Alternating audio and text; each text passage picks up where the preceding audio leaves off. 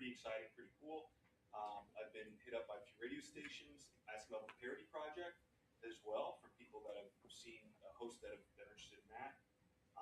We also interviewed Professor Jang on YouTube, which is really cool. Great professor, has a huge media following, so we want to keep doing interviews and pumping out our messaging and everything else.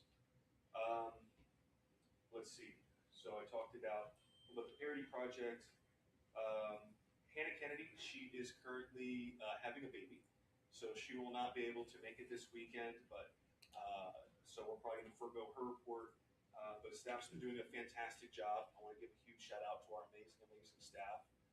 They're certainly overworked for what they're doing. We have a small, dedicated team that is highly efficient. I want to give a big shout out to Hannah Kennedy, our executive director, for all she does.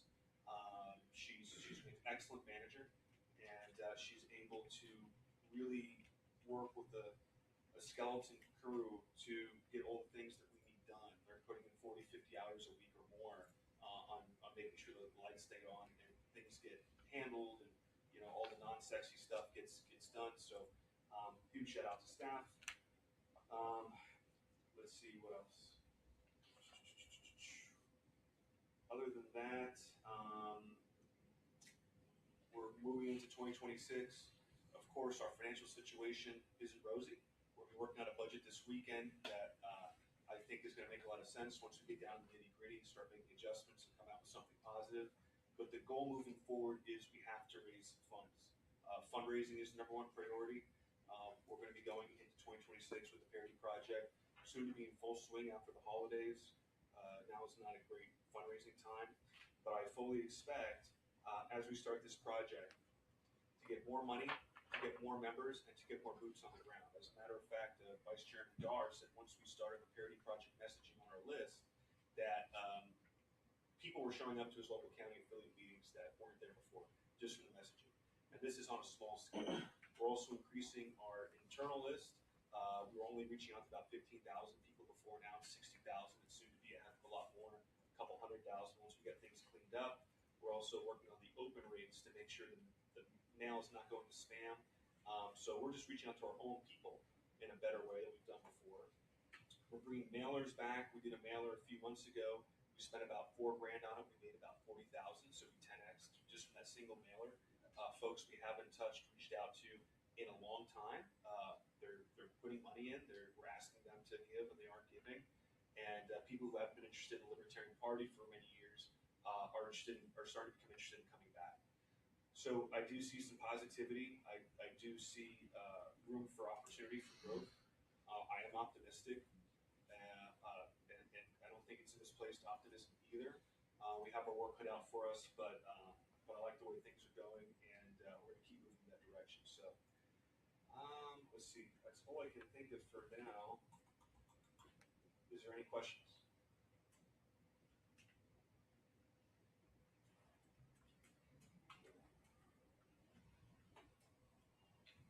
Oh, yes, and I do have one last important thing as well that I'm going to mention. As you all will know, the opportunities finally arise. The LNC, on behalf of the LNC, I've submitted a demand letter to my predecessor, Angela McCardle, demanding that the funds from Freedom Calls be returned to the LNC. So the LNC is pursuing restitution, and thanks to the motions that the LNC has passed, we are looking to recover those funds by terms of moving forward with the demand letter, and we'll go from there. So that did occur yesterday, and I want to keep everyone apprised that we are moving that direction and looking to recover those funds. And the reason for yesterday is because we finally had the lawsuit from the Best lawsuit was set aside. We were past the 30-day window for appeals. The JC decision was in the LNC's favor in terms of the motions that were passed. So within the last week or so, the window of opportunity is open for us to pursue restitution, and so that is the direction that we are headed in. All right. Questions, comments?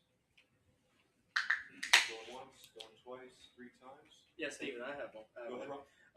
How important do you think it is is to have candidates in place to help you get more funds, in your fundraising approach here with your mailers and things of that nature. Absolutely. So the question was, how important are candidates in respect to the overall fundraising picture? I think there are people who donate to the Libertarian Party because they're ideologues, but there's people that want results.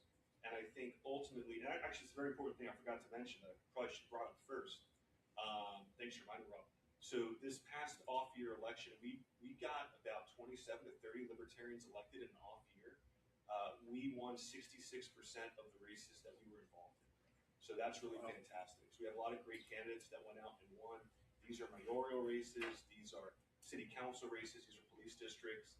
It's not just soil and water board or dog catcher.